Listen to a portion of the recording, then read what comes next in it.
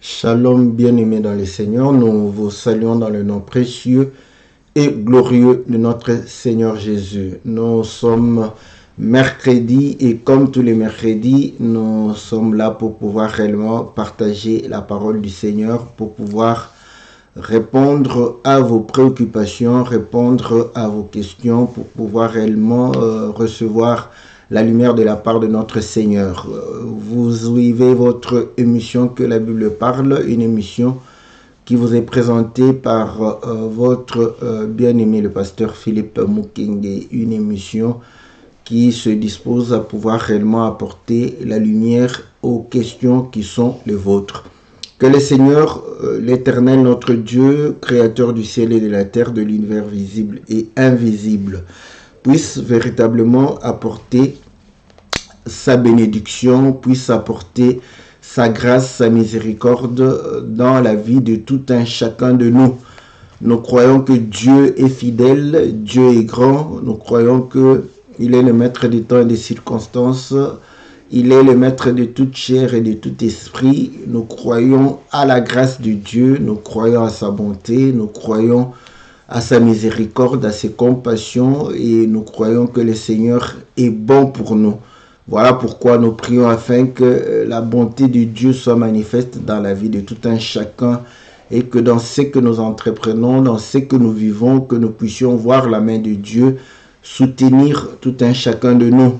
Car il a promis et il est celui qui dit et accomplit ses promesses. Et nous croyons que si nous sommes dans sa parole, si nous vivons réellement en conformité avec sa mort et sa résurrection, nous croyons que les promesses de Dieu s'accompliront dans la vie de tout un chacun de nous.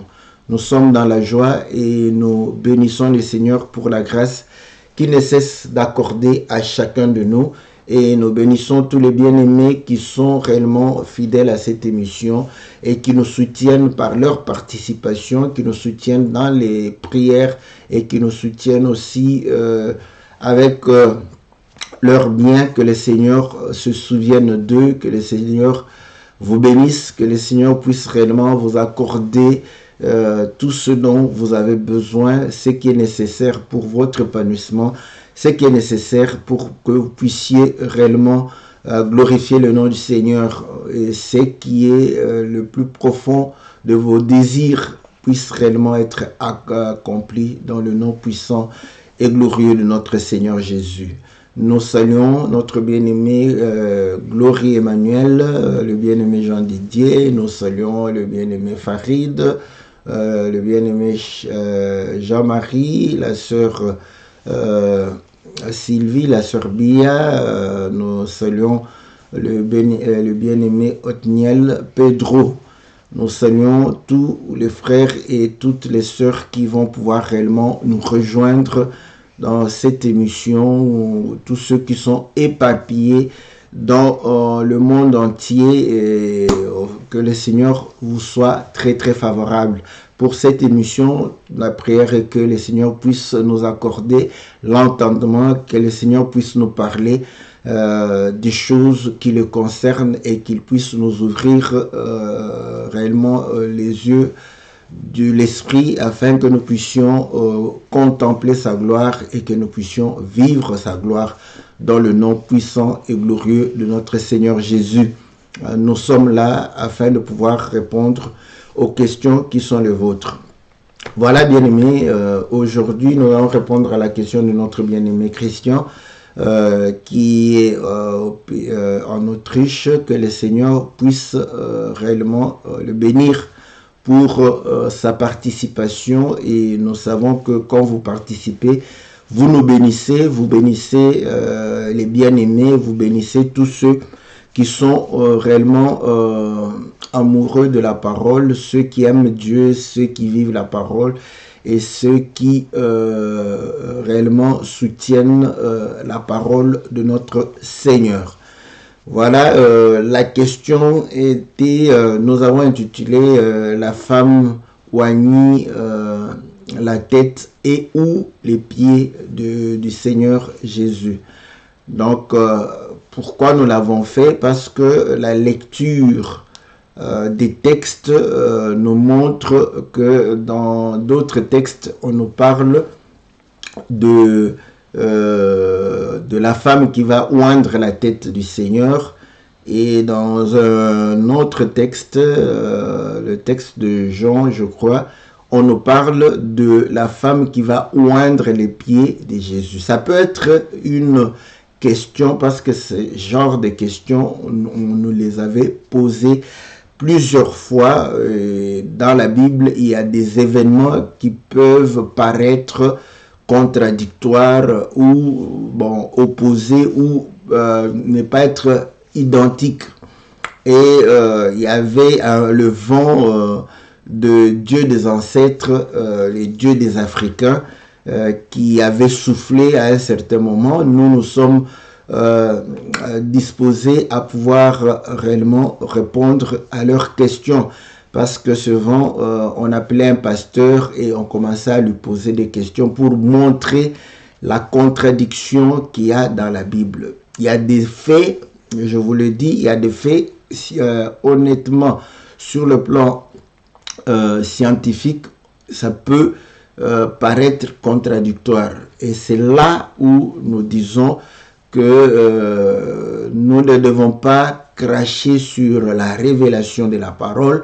Nous ne devrons pas cracher sur la pensée de Christ, parce que cela est parfois le cheval de bataille des frères et sœurs qui croient à cet évangile, à l'évangile de notre Seigneur Jésus, à l'évangile de paix, à l'évangile de la grâce, à ce que les apôtres ont prêché, à ce que le Seigneur a prêché, à ce que les prophètes ont témoigné.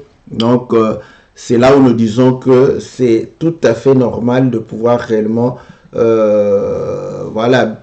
recourir à la révélation. Et la révélation, c'est une très bonne chose que le Seigneur nous a accordée. Et je vous le dis, parfois j'ai mal au cœur lorsque je sens que nos propres frères qui ont cru, n'est-ce pas, à cette lumière de la parole, parfois commencer à rejeter la parole. Pourquoi? Parce que on se dit que non, les frères ne se convertissent pas. Non, peut-être que vous voulez que les gens deviennent ce que vous voulez faire d'eux. C'est ce qui fait que vous puissiez être déçus. Ce sont les vases du Seigneur. Donc c'est le Seigneur qui donne la forme, et il donne la forme qu'il veut à chacun de nous. Et il change quelqu'un selon sa propre volonté. Nous ne sommes que des instruments, donc comprenez, nous ne pouvons que continuer à faire ce que le Seigneur nous demande de faire. C'est comme on avait dit à Ézéchiel, de pouvoir prophétiser sur les eaux. Donc son problème, c'était de parler jusqu'à ce que les nerfs vont se former sur les os, la chair va pouvoir venir sur les os, et jusqu'à ce que l'esprit va entrer, n'est-ce pas, dans la chair. Son problème était de pouvoir parler. Le temps que cela pouvait faire ne dépendait pas de lui. Donc ce que le Seigneur nous demande, c'est de pouvoir toujours prêcher la parole du Seigneur.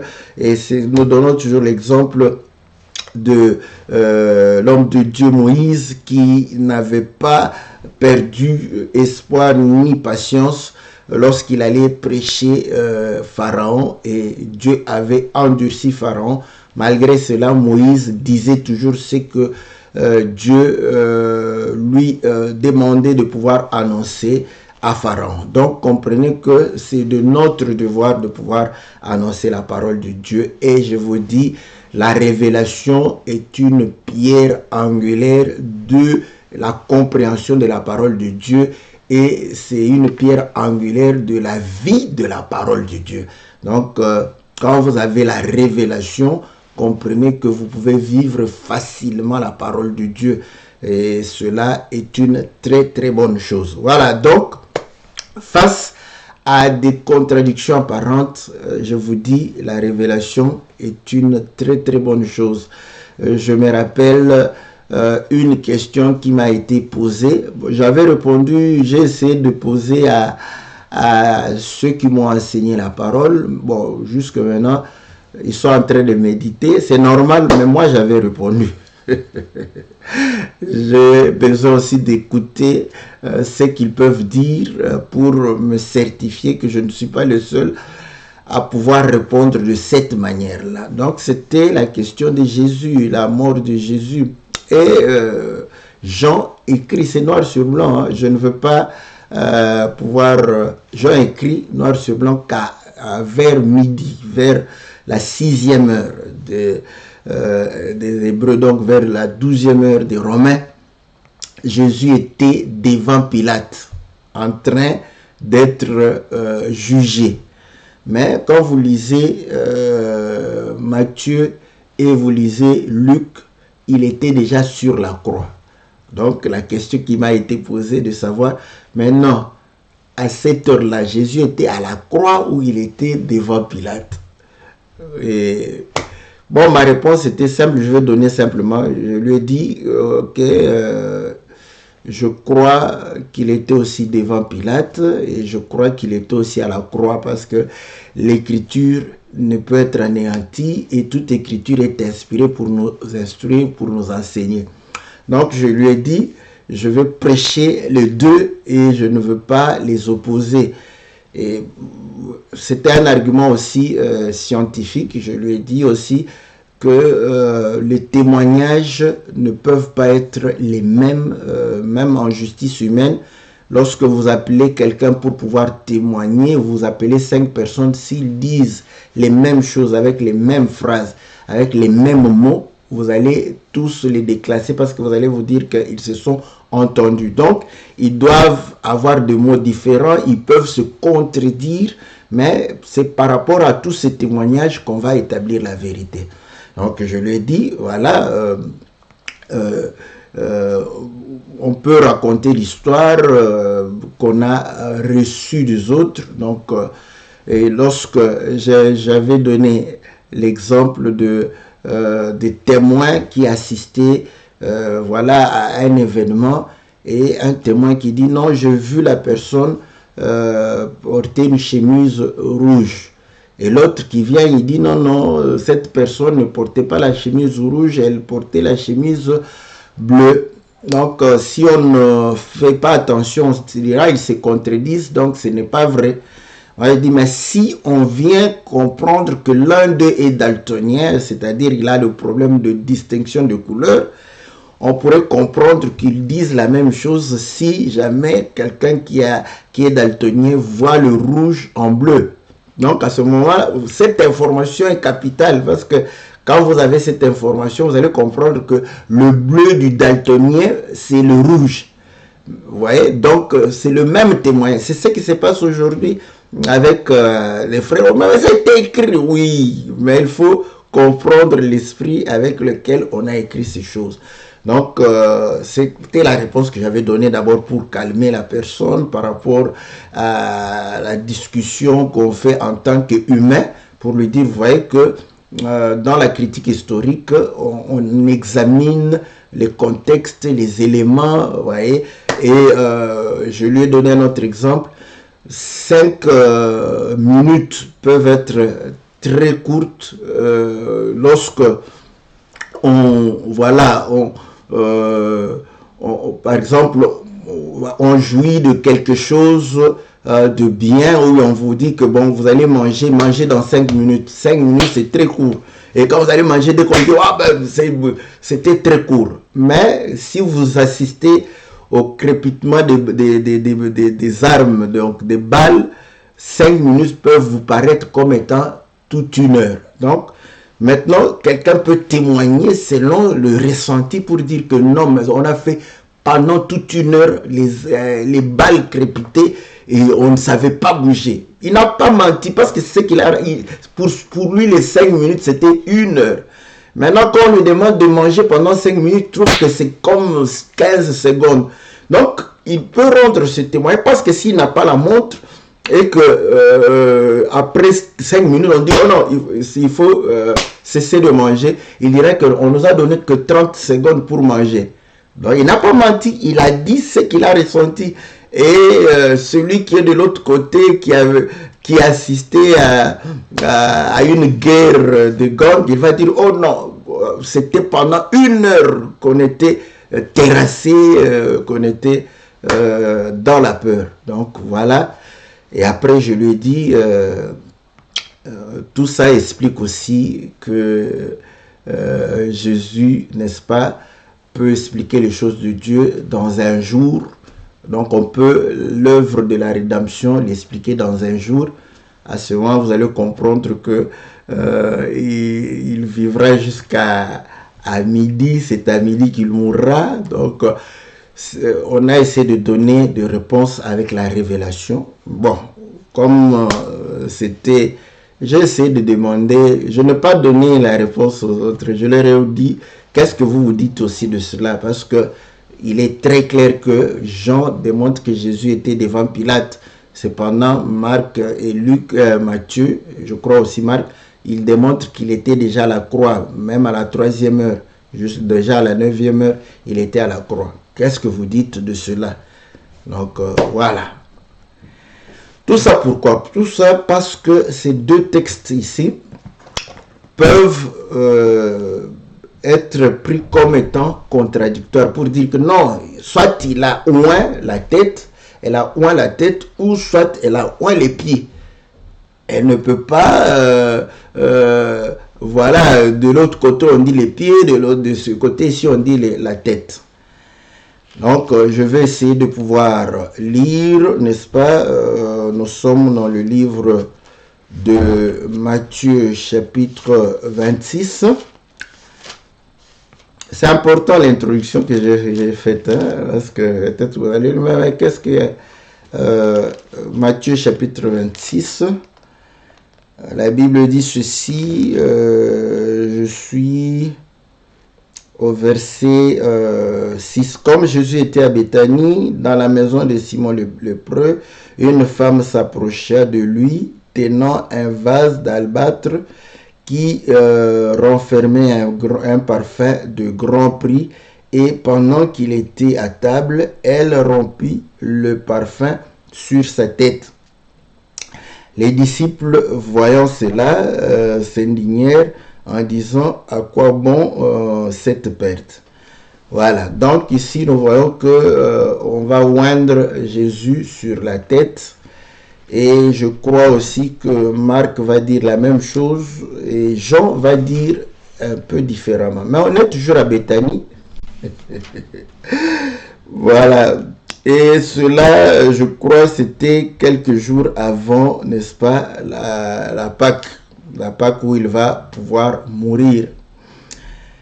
Donc, bon, mon pasteur Blanchard, lui, sur un élément, il m'avait répondu que non, Jésus a fait tellement beaucoup de choses que ces récits peuvent être des récits de personnes différentes et ça peut être aussi à des jours différents.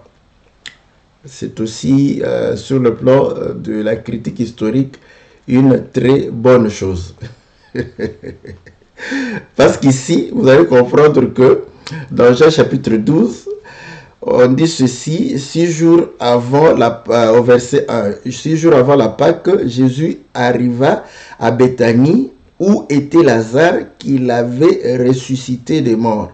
Là, on lui fit un souper, Marthe servait, Lazare était un de ceux qui se trouvaient à table avec lui. Marie ayant pris un livre d'un parfum de nard pur de grand prix, oignit les pieds de Jésus et elle lui essuya les pieds avec ses cheveux. Et la maison fut remplie de l'odeur du parfum. Donc, ici, effectivement, vous allez comprendre que là-bas, c'était chez Simon le lépreux. Donc, ici, déjà, on est dans... pratiquement peut-être dans la maison de Marthe, Marie et voilà, où se retrouvait peut-être chez Lazare, je ne sais pas. Donc, dans la maison de l'une des personnes qu'on a citées. Donc là, c'est le pasteur Blanchard qui va pouvoir réellement me réconforter pour dire que non, peut-être ce sont deux événements différents. Mais le problème est que c'est à Béthanie et à l'approche de la Pâque où le Seigneur va mourir. C'est là où certains disent que non, c'est le même événement. C'est le même événement, mais raconté différemment. Ok, ça ce sont des histoires des hommes. C'est là où j'aime l'évangile. C'est pourquoi je vous ai toujours dit que c'est ici c'est ici la force de l'évangile que nous sommes en train de prêcher. Notre force est ici. Voilà pourquoi certains, quand ils disent que nous avons la faculté de répondre à des questions difficiles, bon, ça paraît de l'arrogance, de l'orgueil, mais on doit être fier quand même de ce que le Seigneur nous a donné. Voilà. Bon, je leur conseille de ne pas trop utiliser ces formules parce que ça dérange certains d'entre nous. Donc, on peut ne pas les utiliser, ça ne changera rien en ce que le Seigneur nous a donné. Mais si je le dis, c'est pour que vous puissiez supporter aussi. Quand vous n'avez pas les bons sentiments, vous n'allez pas bien appréhender ce que nous sommes en train, ou ce que mes frères sont en train de pouvoir annoncer. Donc, c'est pour cette raison que je vous dis de bien vouloir réellement comprendre dans quel contexte on est en train de dire ces choses. Donc, c'est une grâce, ce n'est pas de notre propre intelligence, capacité pour pouvoir répondre à ces questions difficiles. Non, c'est la grâce que le Seigneur nous a accordée. Et cette grâce est le fait de pouvoir comprendre la révélation. Donc, c'est là où je reviens pour dire que c'est vrai que lorsque les enfants sont au bas âge, ils ont besoin, n'est-ce pas, des éléments qui puissent leur permettre de croître.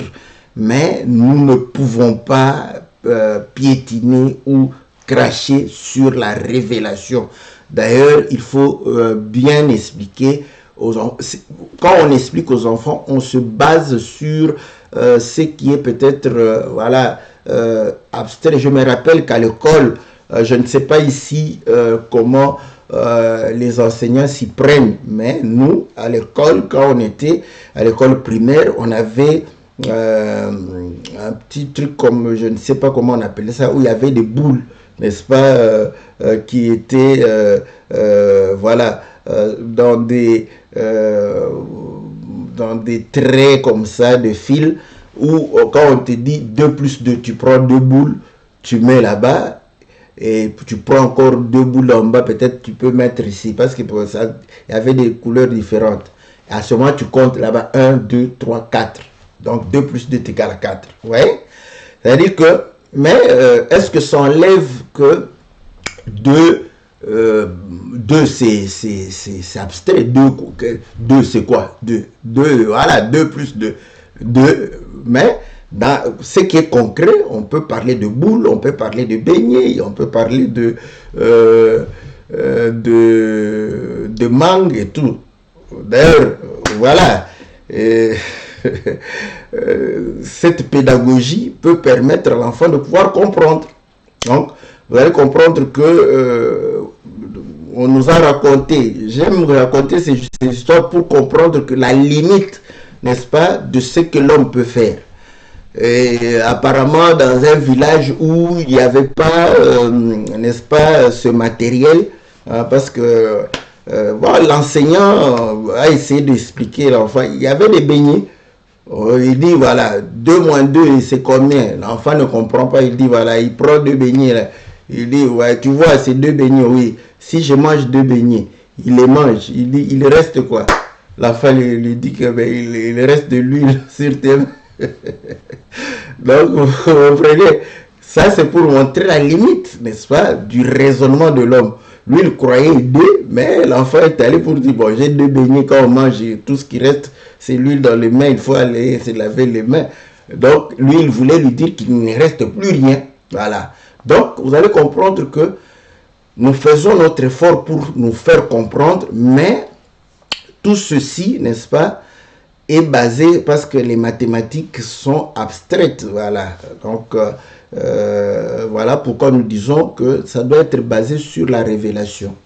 Et c'est une très très bonne chose. Donc, ici, quand nous comprenons, voilà, maintenant s'il y a quelqu'un qui veut dire, soit c'est la tête, soit c'est les pieds, on peut lui répondre par rapport au pasteur Blanchard pour lui montrer déjà ici, là-bas c'était chez Simon le lépreux, ici en tout cas on ne le cite pas, donc ça peut être des jours différents, parce que Jésus a fait beaucoup de choses.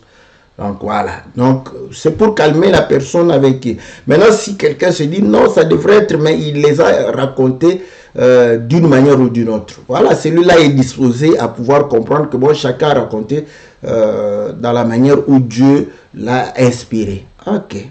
Mais maintenant, c'est là où nous disons que toute écriture est inspirée. Donc nous allons prêcher les deux. Nous allons prêcher les deux. Pourquoi Dieu fait ces choses? Peut-être que ils se sont aussi, parce qu'ils ont rapporté ces événements après, n'est-ce pas, quelques années. C'est tout à fait normal que quelqu'un se dise, voilà, c'était sur la tête. Ils peuvent raconter le même événement, mais l'autre, après quelques années, il se dit, mais parce qu'ils ont déjà vécu aussi une situation où Jésus était loin sur la tête. Ils disent, ouais, c'était sur la tête. Ils ne mentent pas, parce qu'ils disent ce qu'eux ont vu. Donc, ils peuvent peut-être confondre. Hein? Je parle encore en tant qu'humain. Mais il faut enlever qu'il y a soit l'un ment, soit l'autre dit la vérité. Non, chacun dit les choses par rapport à ce qui lui revient, par rapport au témoignage qu'il a reçu. Voilà, donc, nous comprenons que c'est sur la tête et ou sur les pieds. Voilà. Et là, Jésus va être oint.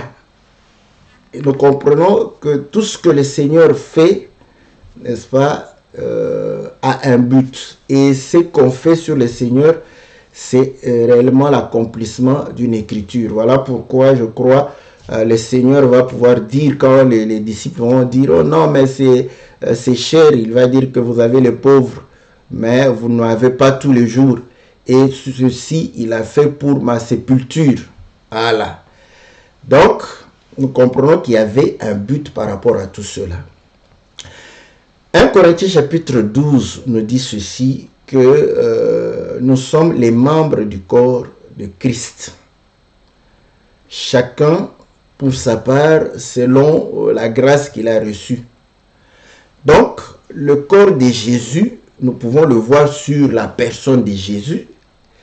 Et le corps de Jésus, nous pouvons la comprendre sur l'Église, n'est-ce pas, ceux qui ont cru en son nom, ceux qui se sont détachés du monde, ceux qui sont sortis, n'est-ce pas, des rudiments du monde, des traditions des hommes, des coutumes des hommes, de la philosophie humaine, pour pouvoir s'attacher à Christ. Et ceci va nous permettre de pouvoir comprendre pourquoi la tête, pourquoi les pieds.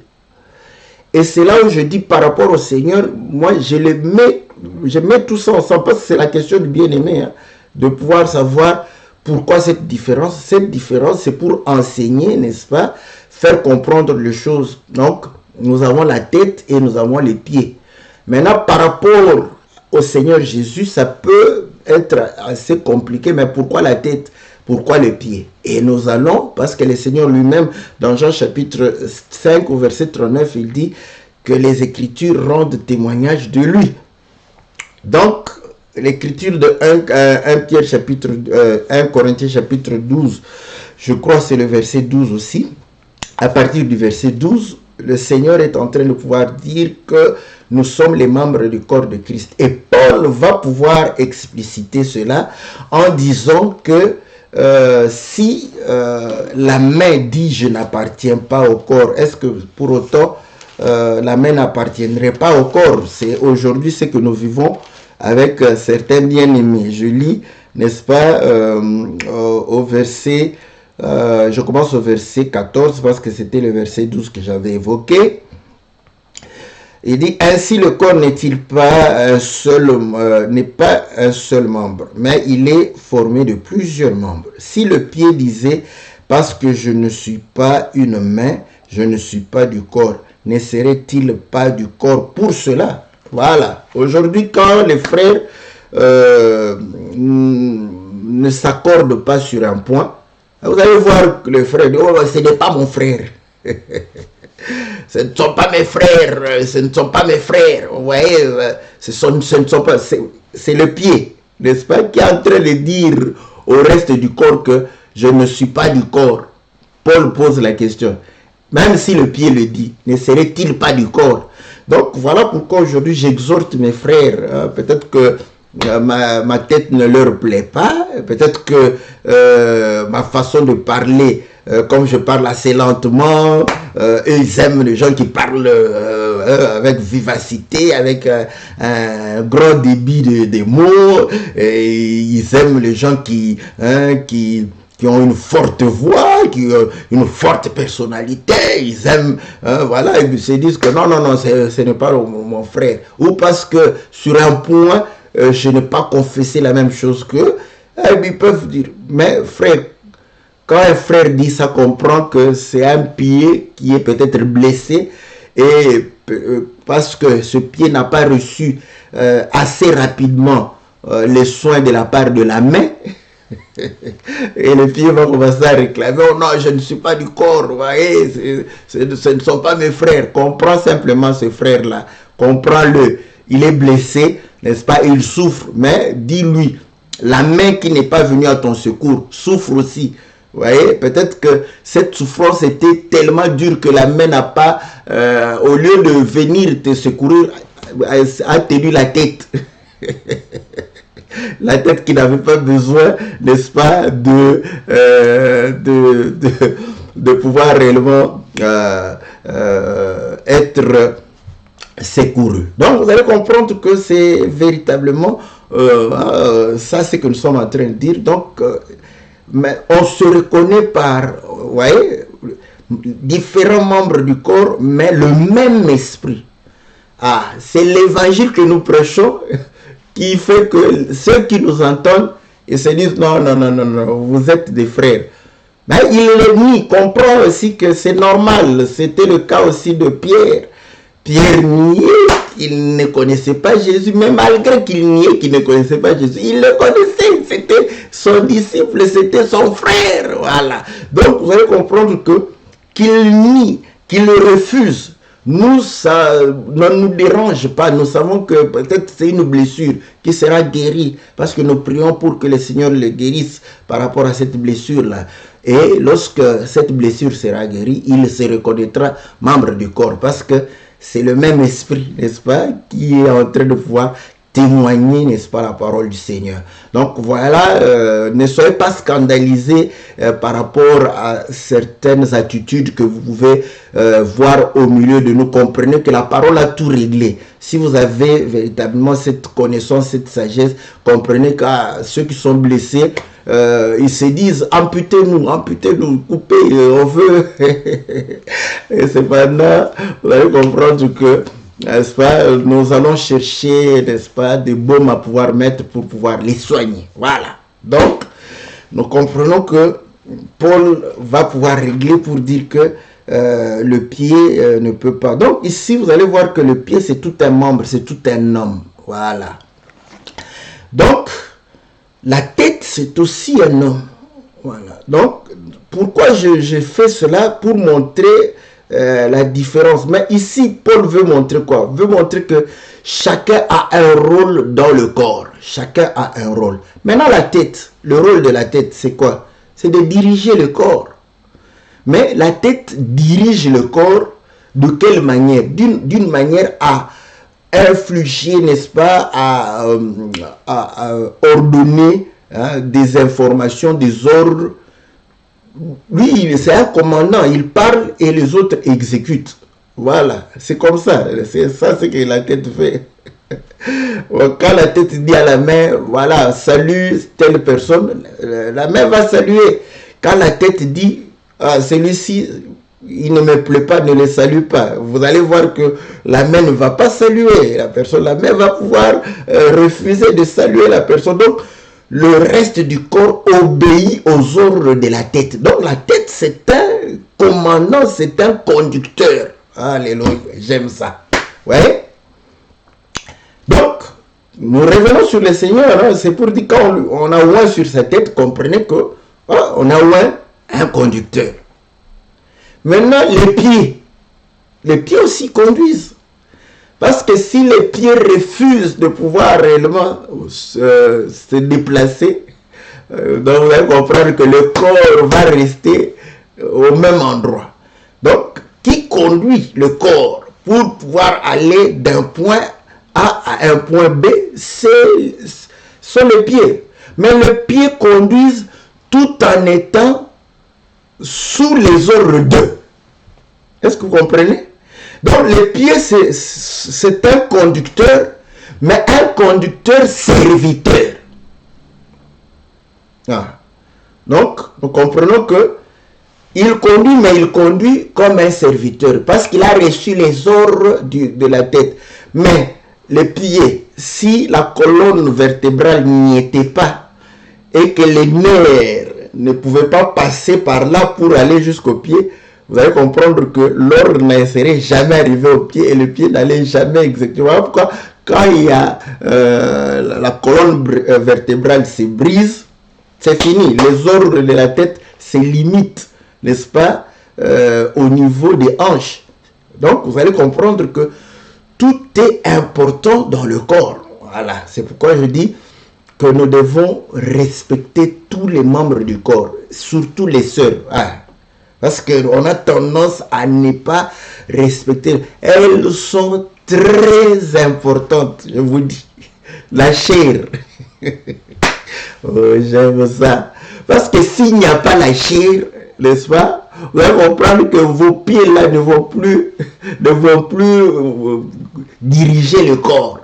Ouais? Donc, on se dit, oh, les sœurs, elles sont charnelles, tout ça. Mais la chair est importante dans le corps.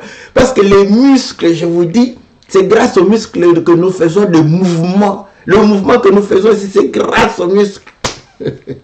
Grâce à la chair. Donc, chacun de nous est important. Voilà pourquoi il faut respecter tout un chacun de nous. Respectez les sœurs, respectez les frères.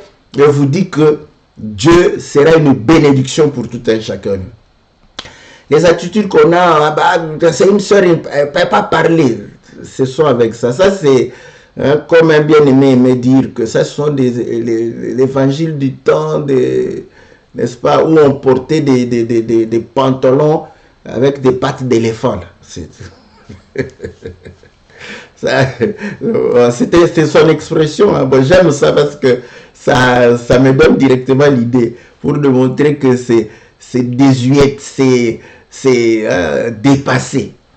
Hein? Prenons à reconnaître l'importance de tout un chacun. Bon, bref, ce que je voulais dire est que la tête, c'est un conducteur, les pieds aussi, c'est un conducteur. Jésus, c'est un conducteur. Voilà. Le conducteur, c'est celui qui est dans la tête déjà. Quand on dit celui qui a la tête, donc vous voyez, la tête démontre celui qui est au-dessus d'eux. Voilà pourquoi l'homme est la tête et la femme est le corps. Donc il n'y a pas de débat. Hein? Donc c'est l'homme qui est le chef. Voilà. Mais les pieds, vous allez comprendre que les pieds, c'est celui qui est au bas de l'échelle. Oh, ça c'est bon. Voilà pourquoi le Seigneur, lorsqu'il évoquait, il parlait de Jean-Baptiste pour dire que, je vous dis, de tous ceux qui sont nés d'une femme, il n'y a pas plus grand que Jean-Baptiste. Mais il dit le plus petit dans le royaume. Le plus petit dans le royaume, ce sont les pieds. Les pieds est le plus petit dans le royaume. Car vous allez comprendre que il est celui qui marche sur la terre sans pour autant se plaindre. Mais vous allez comprendre que les genoux, quand les genoux sont sur la terre, les genoux se plaignent, hein? Les genoux n'aiment pas. C'est pourquoi ils demandent, les genoux font prière à la tête pour dire, demande aux mains de nous essuyer. Et les mains viennent essuyer les genoux. Mais le pied, lui, les pieds ne discutent pas. Le pied ne discute pas, c'est seulement quand la tête voit que mes pieds sont sales. C'est alors que la tête ordonne à la main de pouvoir laver les pieds. Donc le pied, ce sont les serviteurs les plus inutiles dans le corps. Voilà pourquoi il côtoie la poussière, il côtoie la boue, il côtoie la saleté, il côtoie, n'est-ce pas, tout ce qui est rejeté par l'homme. Donc le Seigneur, le pied c'est le corps du Seigneur, c'est le Seigneur Jésus. Hein? Est-ce que vous voyez que je suis allé simplement pour vous faire comprendre que les pieds de Jésus parlaient de lui-même comme étant un serviteur. Et sa tête parlait de lui comme étant un roi, un prince, comme étant un chef, comme étant, si vous allez dans le sacerdoce, comme étant le souverain sacrificateur, le chef. Voilà. La tête, c'est que Jésus, c'est le chef. Les pieds, Jésus comme serviteur. C'est là où vous allez comprendre pourquoi nous, on n'a pas de problème de pouvoir dire est-ce qu'il a, la femme a oint la tête ou les pieds? Nous disons oui, ça dépend. Si la femme veut donner gloire au roi, c'est sur la tête qu'elle va oindre, n'est-ce pas? Répandre le parfum. Si la femme veut donner l'honneur au serviteur, c'est au pied que la femme va pouvoir répandre le parfum. Simple comme bonjour papa, bonjour maman. Nous aimons. C'est pourquoi je dis il faut aimer la révélation. Il faut aimer la révélation. La révélation, c'est quelque chose de meilleur que le Seigneur nous a donné. Et ça nous facilite de pouvoir vivre. Et là, vous allez comprendre que le Seigneur qui était roi, et Philippiens chapitre 2 vient confirmer, lui qui était sous forme de Dieu, chef au-dessus de la tête, n'a point regardé comme une proie d'être égal à Dieu. Il s'est dépouillé, il s'est dépouillé. Voilà pourquoi il a dit, bon, voilà, vous pouvez rendre aussi les pieds parce que je suis les pieds.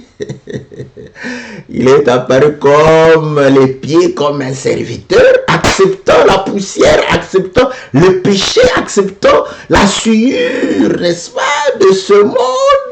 Tout ce que nous faisons, il nous a accepté parce qu'il s'est comporté comme les pieds. Parce qu'il était les pieds. Et là, vous allez comprendre que quand il parle même de pieds, il parle de pieds comme étant un homme, comme étant des hommes. Il dit, heureux le pied qui annonce la bonne nouvelle. Est-ce que les pieds parlent? Les pieds ne parlent pas physiquement, et si tes pieds ne parlent pas. Parce que les pieds, vous allez comprendre que c'est la révélation, parce que c'est la révélation qui nous montre. Les pieds, c'est l'homme, c'est un homme. Jésus, c'est lui, l'homme, les pieds de Dieu. Voilà pourquoi il est venu pour annoncer la bonne nouvelle comme serviteur, comme celui qui sert l'homme qu'il a créé. Est-ce que vous comprenez? C'est là où nous comprenons que, ok. Et là, cette révélation, c'est une très bonne chose. Parce qu'aujourd'hui, vous allez comprendre que le Seigneur est la tête et il est les pieds. Dans d'autres termes, il est, n'est-ce pas, le premier et il est le dernier. Voilà. Parce que les derniers, ce sont les pieds. Le premier, c'est la tête. Vous comprenez? Donc, il est le premier et il est le dernier. Il est le commencement parce que tout commence dans la tête. Il est, n'est-ce pas, la fin de toute chose. Voilà ce que le Seigneur. Et là, parce que nous aimons, il y a une écriture, une promesse, vous ne serez jamais la queue, vous serez. Oui. Mais ici, vous comprenez qu'il est la tête, il est la queue, ce sont les pieds. Les pieds de l'homme, c'est sa queue. C'est ici. Vous voyez comment j'aime la révélation. J'aime aussi parler comme ça. par la révélation. C'est bon, c'est une bonne chose. Mais vous allez dire, oh, mais la queue, parce que vous avez votre écriture, n'est-ce pas? On ne sera pas la queue, mais la tête, oui. Mais c'est ici où l'hippopotame, voilà, les gens, oh, mais vous, votre évangile des hippopotames, votre évangile de ceci, de cela, ça nous fait mal à la tête. Oui, ça te fait mal à la tête parce que tu ne veux pas comprendre ce que le Seigneur a. Qui a parlé de l'hippopotame? Est-ce que c'est un homme? Ce n'est pas un homme. Dieu lui-même, lit Job. C'est Dieu qui a parlé de l'hippopotame, c'est pas nous, c'est Dieu. Si Dieu lui-même parle de l'hippopotame, pourquoi vous nous interdisez, nous? C'est là où je me dis, frère, si nous pouvons prêcher les choses simples, prêchons-le, mais ne crachons pas sur la force de cet évangile, la révélation des choses que Dieu a cachées aux sages et aux intelligents de ce monde. Ne crachons pas sur ça, s'il vous plaît.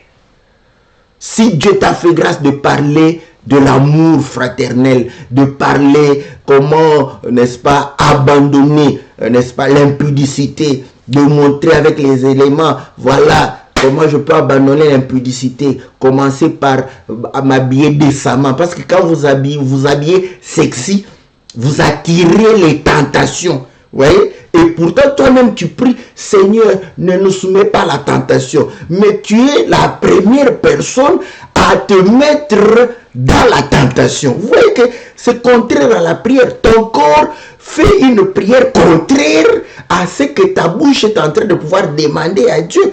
Maintenant, si toi, tu comprends comment aider les frères et les sœurs à abandonner l'impudicité, c'est une bonne chose. Nous glorifions le Seigneur pour ça, parce qu'il t'a donné l'intelligence, la sagesse de pouvoir communiquer cela à mes frères, à mes sœurs, pour dire, mon frère, tu vois, quand tu es en train de pouvoir t'habiller en mazantomo, en ceci, en sumbananganda, tout ça, tu attires, n'est-ce pas, les jamousquettes autour de toi.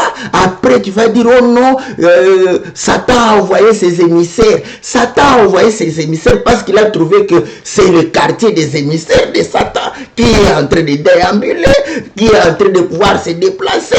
Voilà, et vous dites, oh, il a reconnu, n'est-ce pas, ses désirs en toi. Voilà pourquoi il va t'envoyer des espions venant de l'enfer, comme on le dit toujours. Vous voyez? Et là, Jean-Paul Sartre va aussi, parce que moi j'appelle tout le monde hein, dans mes exhortations, mes prédications. Il va dire, voilà, ils sont toujours comme ça. L'enfer, c'est l'autre. C'est toujours l'autre, pas lui. Mais qui a commencé? Qui a commencé? C'est toi.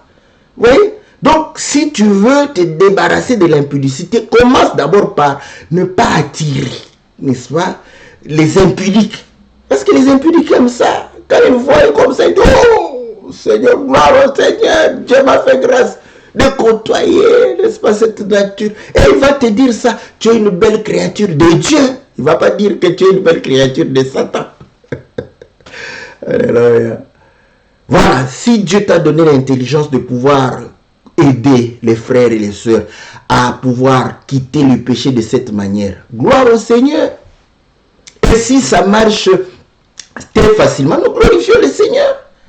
Mais ne prends pas ton arme parce que ça, tu vois que les âmes sont gagnées de cette manière. Tu commences à dire, voyez, vos révélations de crocodiles, vos révélations d'hippopotames, ça ne sert à rien.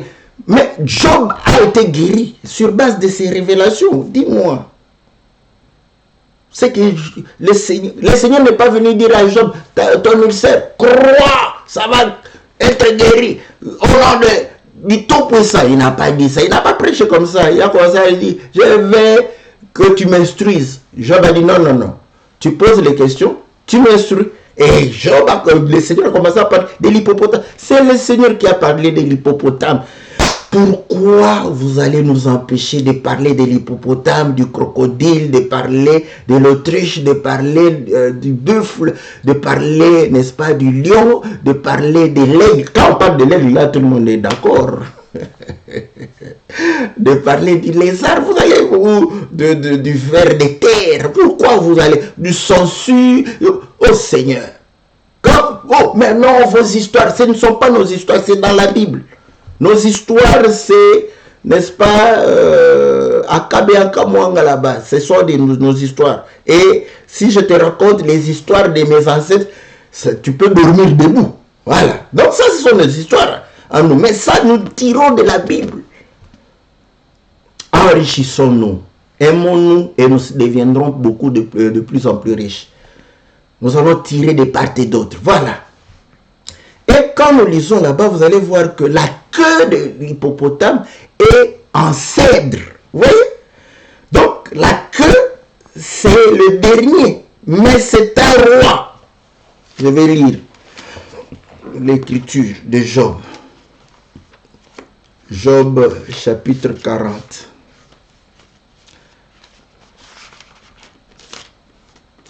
C'est aussi une écriture qui témoigne que Jésus est la tête et il est la queue. Voilà. Je lis dans le livre de Job, chapitre 40, au verset 10. Voici l'hippopotame à qui j'ai donné la vie comme à toi.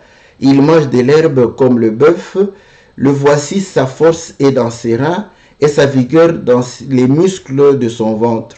Il plie sa queue aussi ferme qu'un cèdre. Voilà. Alléluia, j'aime ça. Voyez, on a vu le roi dans la queue. Voilà. C'est là où vous allez comprendre que les pieds, n'est-ce pas, c'est la queue. Parce que c'est le serviteur le plus bas. C'est lui qui est, n'est-ce pas, en contact avec la terre. Les pieds. Donc, vous voyez, il est la tête, il est la queue. Mais quand il est la queue, on ne voit pas sa gloire avec les yeux naturels. On ne voit pas, n'est-ce pas, qu'il est chef. Et c'est ainsi que j'étais en train de pouvoir dire. C'est de cette manière que le Seigneur nous a conduits. Il nous a conduits comme un serviteur. Aujourd'hui, nous savons que on dit que toute autorité vient de Dieu. On lui posait la question, d'où vient l'autorité par laquelle tu es en train de pouvoir agir? Son autorité venait de Dieu, mais il avait l'autorité comme un serviteur. Voilà pourquoi un jour il va leur dire, oh, vous m'appelez maître, vous faites bien. Mais regardez-moi le maître, voilà, la tête. Je me comporte comme les pieds. C'est comme ça que le Seigneur nous a arrachés de la mauvaise vie. Et il ne nous a pas arrachés comme étant la tête, mais comme étant les pieds. Or, les pieds, c'est la tête. Mais la tête dans son humilité. Et c'est là, vous allez comprendre que il dit, celui qui veut être chef, celui qui veut être la tête, parce que le chef c'est la tête, celui qui veut être la tête, qu'il soit, écoutez bien, qu'il ne fasse pas semblant d'être serviteur, mais qu'il soit serviteur, qu'il soit les pieds. Voilà pourquoi nos églises souffrent de cela. Les conducteurs, ils sont seulement loin de la tête. Ils n'aiment pas être loin des pieds. Ils sont loin de la tête. Quand vous le loignez de la tête là, c'est-à-dire, c'est l'homme de Dieu. Vous voyez, moi je suis un homme de Dieu. Dieu m'a oint. Là, quand il dit Dieu m'a oint, il pense toujours à la tête. Hein. Très rare, même moi, très souvent, quand je oint, c'est la tête. Mais les pieds, rarement. Voilà pourquoi vous allez comprendre. Dans Jean chapitre 12, la femme oint les pieds. Les pieds. Après, prend sa chevelure, qui est sa gloire, pour nettoyer. Oh Seigneur, Seigneur, Seigneur, Seigneur, Seigneur. Ça c'est. Ne nous privez pas de la révélation. La chevelure de la femme lui a été donnée comme gloire. 1 Corinthiens chapitre 11. Elle prend cette gloire, elle nettoie les pieds de Jésus, comme humilité. Vous voyez, voilà pourquoi pourquoi le Seigneur dit toujours que chacun de vous regarde l'autre comme étant supérieur à lui. Si on comprend cette révélation, on va vivre facilement. Voilà pourquoi dans les églises, les pasteurs ils disent toujours, mais c'est un frère, le frère, qu'est-ce qu'il a à m'apprendre? Il n'a rien à m'apprendre. Comprends. Oui, comprenez. Mais là, il va t'expliquer beaucoup de choses. Mais les choses simples ici. Oui.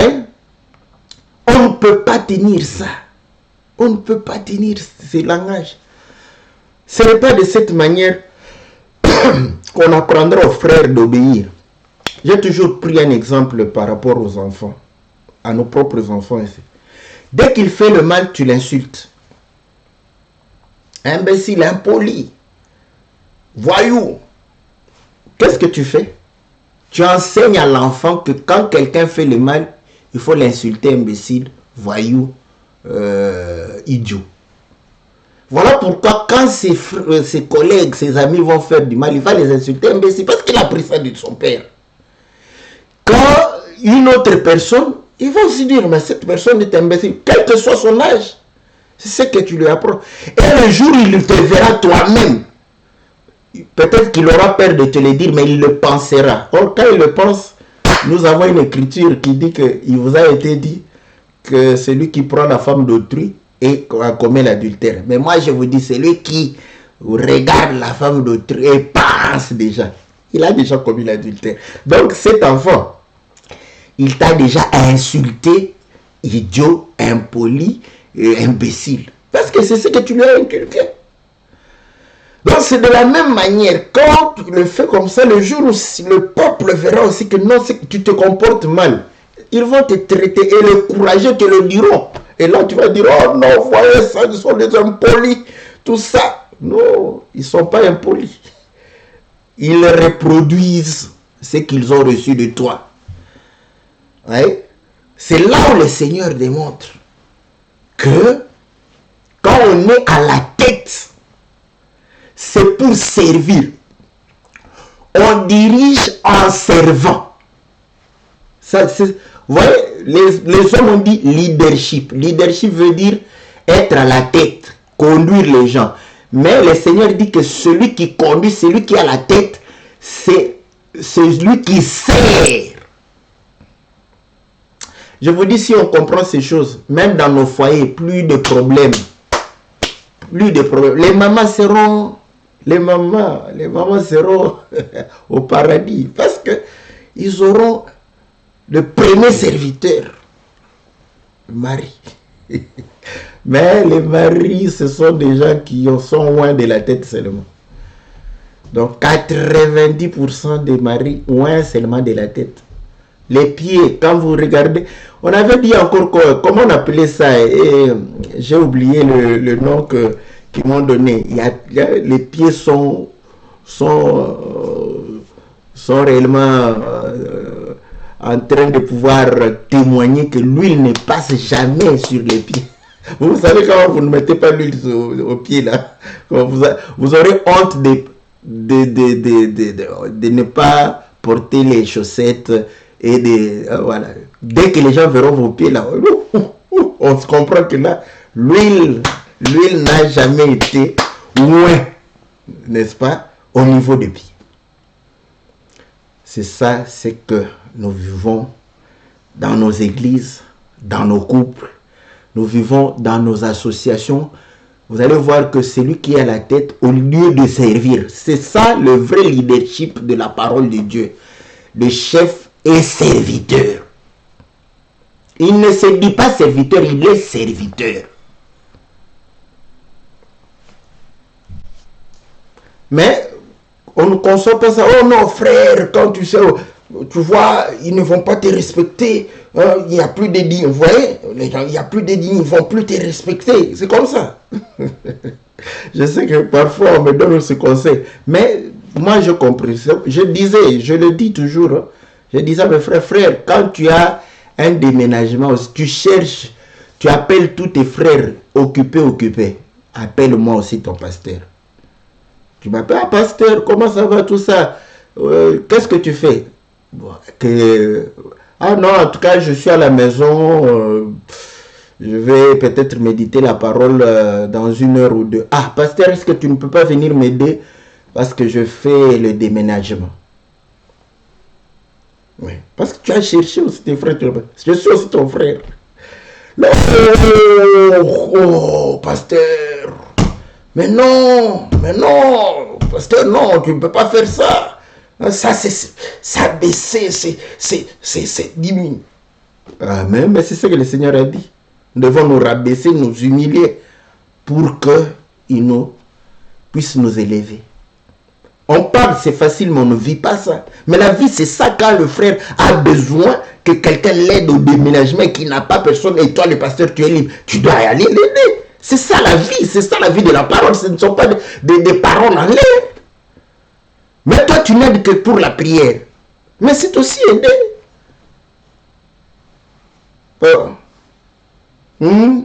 Est-ce que j'entends les amens du côté des pasteurs? Non, il n'y en a plus.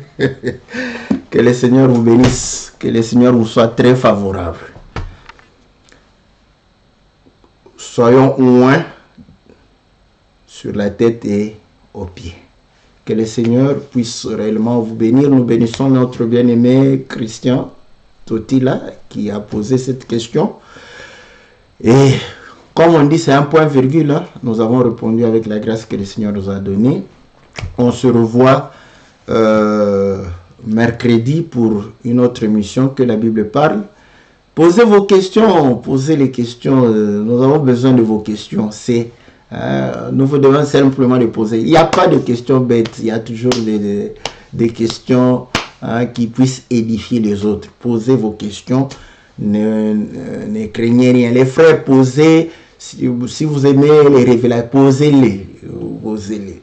Les sœurs, posez. Si c'est des questions pratiques, posez. Il y a aussi des sœurs qui posent des questions liées à la révélation. Posez-les. Posez-les. Nous sommes là pour vous. Posez les questions, nous allons répondre avec la grâce de Dieu. Et j'ai toujours dit, si une question est trop difficile, comprends que ça prendrait un peu plus de temps. Le temps que je médite, que le temps que je consulte aussi les autres hommes de Dieu. Mais sinon, on se retrouve lundi pour l'émission Louons l'Éternel. Et que le Seigneur puisse réellement vous accorder toutes les bonnes choses que vous aimerez pouvoir vivre pour sa gloire, dans le nom puissant et glorieux de notre Seigneur Jésus. Amen.